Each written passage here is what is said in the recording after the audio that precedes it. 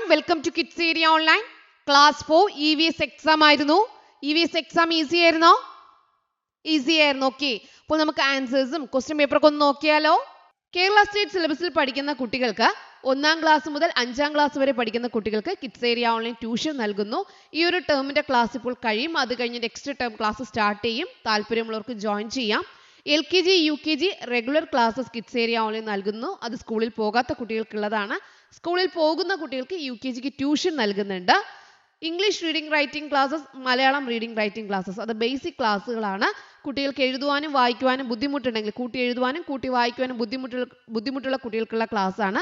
English reading writing class ഇപ്പോൾ ഒരു batch start ചെയ്തു. ഈ ബാച്ച് കഴിഞ്ഞിട്ടായിരിക്കും അടുത്ത ബാച്ച് സ്റ്റാർട്ട് ചെയ്യുക. മലയാളം റീഡിംഗ് റൈറ്റിംഗിന്റെ ക്ലാസ് സെപ്റ്റംബറിൽ സ്റ്റാർട്ട് ചെയ്യുന്നുണ്ട്. താല്പര്യമുള്ളവർക്ക് ജോയിൻ ചെയ്യാവുന്നതാണ്. ജോയിൻ ചെയ്യാനായി ഇവിടെ നൽകിയിട്ടുള്ള വാട്സ്ആപ്പ് നമ്പറിൽ മെസ്സേജ് അയക്കാം.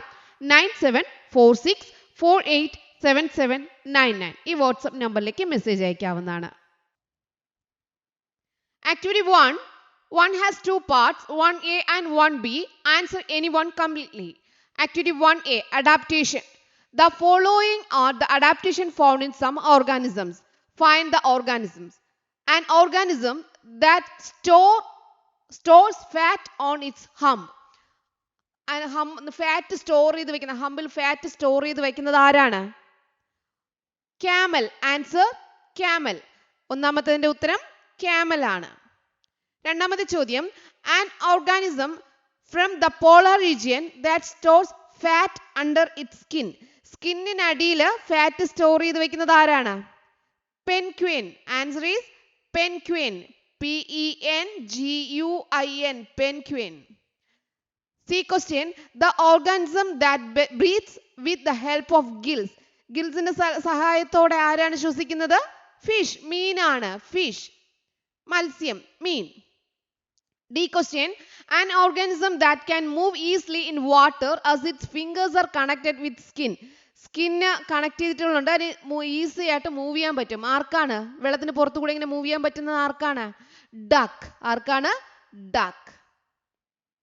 ഓക്കെ. അപ്പൊ ഇതാണ് 1 എയുടെ ആൻസർ. ഇതിൽ ഇനി 1B ഉണ്ട്. അത് നോക്കാം. 1A B. Complete the table given below. Elements, interdependence. ഓരോ എലമെന്റ്സിൽ എങ്ങനെയാണ് അത് ഡിപ്പെൻഡ് ചെയ്തിരിക്കുന്നത്? വാട്ടർ, വെള്ളം എന്തിനാണ്? The elements that help an organism to live, bath and drink. ജീവിക്കാൻ, കുളിക്കാൻ, കുടിക്കാൻ ഒക്കെ വെള്ളം വേണം. The elements need all organism to breathe. ബ്രീത്തിന് എന്ത് വേണം? എയർ, വായു വേണം അല്ലേ? എയർ വേണം. എയർ, വായു. വായു വേണം. ശ്വസിക്കാൻ എന്ത് വേണം? വായു. എല്ലാ ജീവികൾക്കും ശ്വസിക്കാൻ ആവശ്യമായ ഘടകം വായു. സോയിൽ, മണ്ണ് എന്തിനാണ്? അതിന്റെ വാസസ്ഥലം. അതിന് താമസിക്കാൻ എന്ത് വേണം? വാസത്തിന് മണ്ണ് വേണം. സസ്യങ്ങളുടെ നിലനിൽപ്പിന് എന്ത് വേണം? മണ്ണ് വേണം. അത് നമുക്ക് എന്ത് ചെയ്യാം? എഴുതാം. അത് നിങ്ങൾ നിങ്ങളുടെ ആശയത്തിനനുസരിച്ച് എഴുതാമായിരുന്നു. C question, which of the following are the favorable factors that help plants grow in deserts? മരുഭൂമിയിൽ സസ്യങ്ങൾ വളരാൻ സഹായിക്കുന്ന കാര്യങ്ങൾ ഏതൊക്കെയാണ്? തിൻ സ്റ്റെം ആണോ? No. Deep roots? Yes. Large leaves? No. Waxy coating on the stems? Yes. അപ്പൊ ഏതൊക്കെയാണ് ശരി? 2 and 4. ഓപ്ഷൻ ബി ആണ് ശരി കേട്ടോ. Option B, 2 and 4. 1B activity നോക്കാം. Examine the picture given below and write down where they live. ഓരോ ജീവികളെ നോക്കിയിട്ട് അത് എവിടെയാണ് ജീവിക്കുന്നത്? ഇവിടെ ആമ എവിടെയാണ്? Tortoise on land and in water. കരയിലും താമസിക്കും വെള്ളത്തിലും താമസിക്കും. കൊഞ്ച് എങ്ങനെയാണ്? എവിടെയാ? വാട്ടർ. ക്യാമൽ, ഒട്ടകം എങ്ങനെയാണ്? കരയിൽ, ലാൻഡ് ആണ്, കരയിലാണ്. ഫ്രോഗ് എങ്ങനെയാണ്? കരയിലും വെള്ളത്തിലും, on land and in water. കരയിലും വെള്ളത്തിലും താമസിക്കും. ഫിഷ് എവിടെയാണ്? വാട്ടർ, വെള്ളത്തിൽ താമസിക്കും, ഇൻ വാട്ടർ. ഓക്കെ. ഇതായിരുന്നു 1Bയിലെ A question. B question, right down any one feature of water lily and frog. 1 feature എഴുതിയാൽ മതി കേട്ടോ. വാട്ടർ ലില്ലിക്ക് എന്താണ് പ്രത്യേകത? വലിയ ഇലകൾ എഴുതാം, അല്ലെങ്കിൽ നീളമുള്ള തണ്ട് എഴുതാം, അല്ലെങ്കിൽ വെള്ളത്തിൽ പൊങ്ങിക്കിടക്കുന്ന ഇലകൾ എഴുതാം, അല്ലെങ്കിൽ മെഴുകു പോലുള്ള ഒരു വസ്തു കൊണ്ടുള്ള പുറത്ത് ആവരണം ഉണ്ടെന്ന് എഴുതാം. ഇഷ്ടമുള്ളത് ഏതെങ്കിലും ഒന്ന് എഴുതിയാൽ മതി.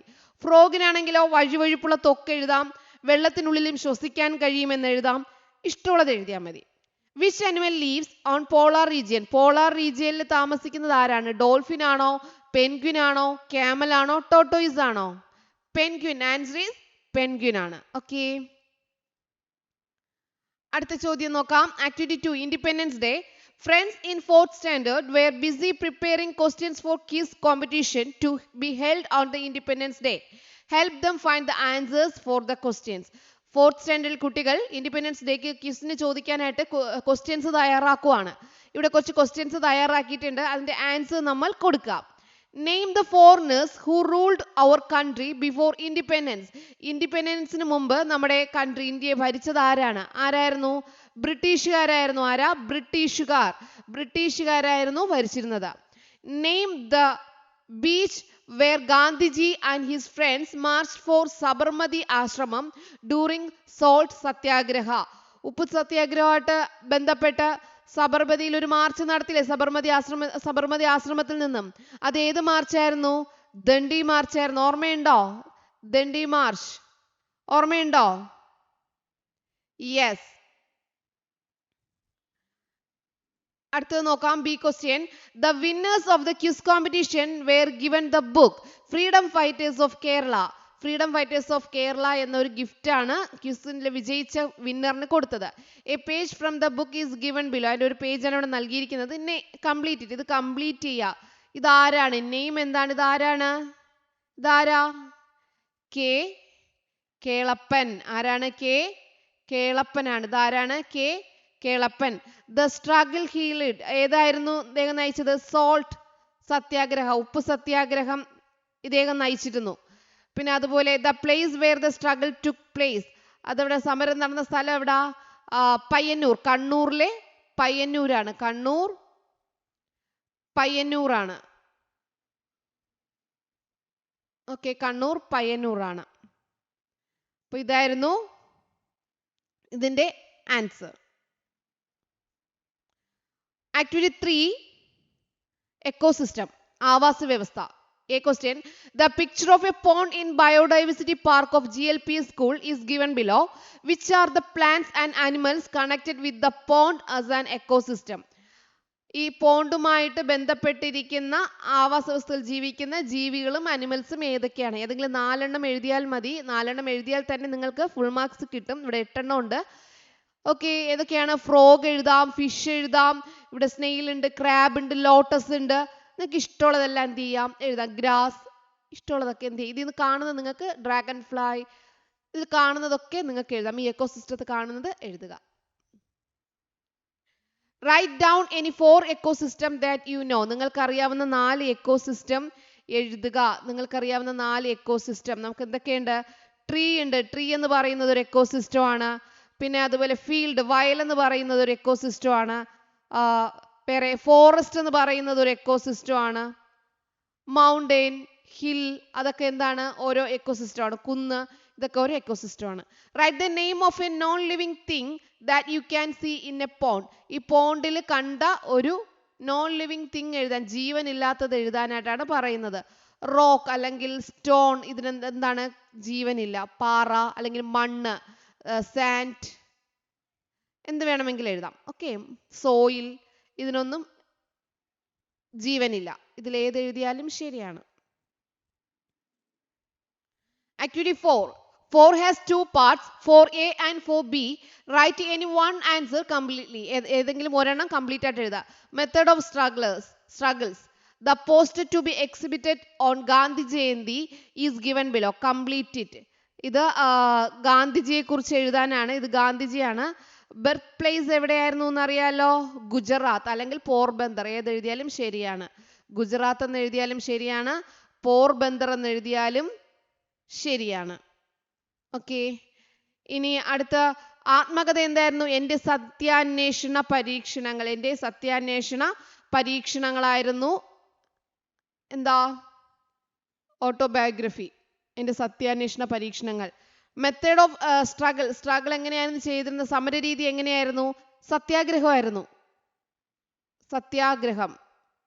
സത്യാഗ്രഹമായിരുന്നു കേട്ടോ. പാരൻസ് ആരൊക്കെയാണെന്ന് അറിയാലോ? അച്ഛൻ എന്ന് പറയുന്നത് കരംചന്ദ് ഗാന്ധി, അമ്മ എന്ന് പറയുന്ന പുതലിബായി ആണ്. കരംചന്ദ് ഗാന്ധിയും പുതലിബായിയും. ഓക്കെ, ഇതായിരുന്നു പാരൻസ് ആൻസർ.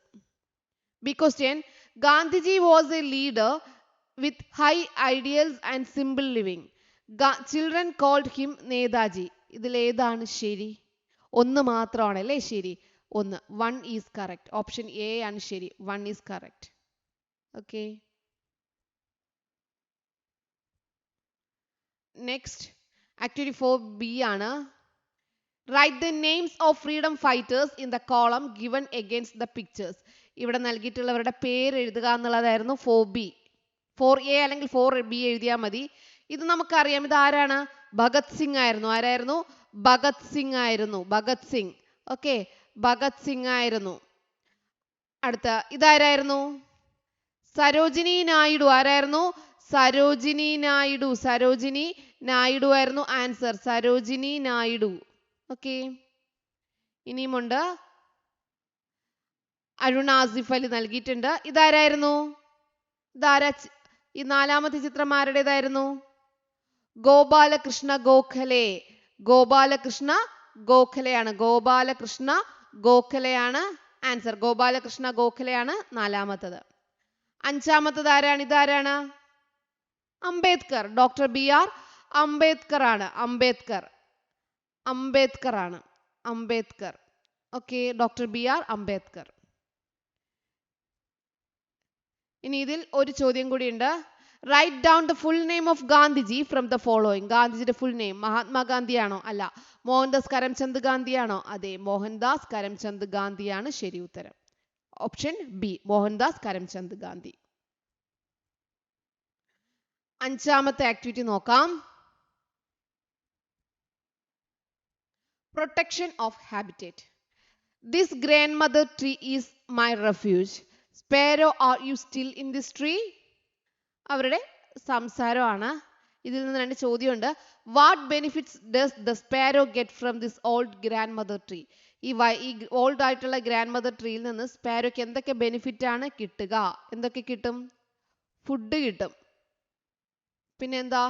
അതിന് താമസിക്കാൻ പറ്റും. പ്രൊട്ടക്ഷൻ കിട്ടും. നിങ്ങൾക്ക് ഇഷ്ടമുള്ളത് എന്ത് ചെയ്യാം? എന്തൊക്കെ വേണമെങ്കിലും എഴുതാം. അതിന് കൂടുണ്ടാക്കാം.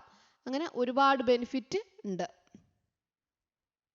Many organisms will lose their habitats if the forest is destroyed. Prepare a forest against deforestation. മരങ്ങൾ വെട്ടി നശിപ്പിക്കുകയല്ലേ, അപ്പോൾ അതിനെതിരെ അവരുടെ ഹാബിറ്റേറ്റ് നഷ്ടപ്പെടുവാണ്. അതിനൊരു പോസ്റ്റർ തയ്യാറാക്കുക. ഒരു പോസ്റ്റർ വരച്ച് മരങ്ങൾ വെട്ടി നശിപ്പിക്കരുത്, അല്ലെങ്കിൽ ഇത് അവർക്കും കൂടി അവകാശപ്പെട്ടതാണ്, ഇത് എല്ലാവർക്കും അവകാശപ്പെട്ടതാണ്. ഇങ്ങനെ എന്ത് ചെയ്യുക? നിങ്ങൾക്ക് ഇഷ്ടമുള്ള രീതിയിൽ പോസ്റ്റർ തയ്യാറാക്കാനായിരുന്നു ബി ചോദ്യം. Which of the following are examples for man-made habitats? Man-made ആയിട്ടുള്ളത് ഏതൊക്കെയാണ്? ഗ്രാസ്ലാൻഡ് man-made അല്ല. ബയോഡൈവേഴ്സിറ്റി പാർക്ക് man-made ആണ്. സാക്രഡ് ഗ്രോവ്സ് കാവുകൾ എന്ന് പറയുന്നത് നോർമൽ ആയിട്ടുള്ളതാണ്. ഫാം ലാൻഡ് എന്ന് പറയുന്നത് man-made ആണ്. അപ്പോൾ 2ഉം 4ഉം ഓപ്ഷൻ ഡി ആണ് ശരി ഉത്തരം.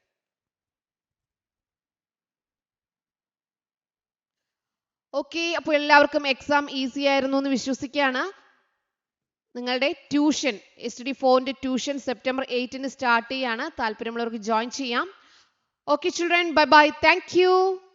കേരള സ്റ്റേറ്റ് സിലബസിൽ പഠിക്കുന്ന കുട്ടികൾക്ക് 1ാം ക്ലാസ് മുതൽ 5ാം ക്ലാസ് വരെ പഠിക്കുന്ന കുട്ടികൾക്ക് കിഡ്സ് ഏരിയ ഓൺലൈൻ ട്യൂഷൻ നൽകുന്നു. ഈ ഒരു ടേമിന്റെ ക്ലാസ് ഇപ്പോൾ കഴിയും. അത് കഴിഞ്ഞ് നെക്സ്റ്റ് ടേം ക്ലാസ് സ്റ്റാർട്ട് ചെയ്യും. താല്പര്യമുള്ളവർക്ക് ജോയിൻ ചെയ്യാം. LKG UKG regular classes kids area online നൽകുന്നു. അത് സ്കൂളിൽ പോകാത്ത കുട്ടികൾക്കുള്ളതാണ്. സ്കൂളിൽ പോകുന്ന കുട്ടികൾക്ക് UKGക്ക് ട്യൂഷൻ നൽകുന്നുണ്ട്.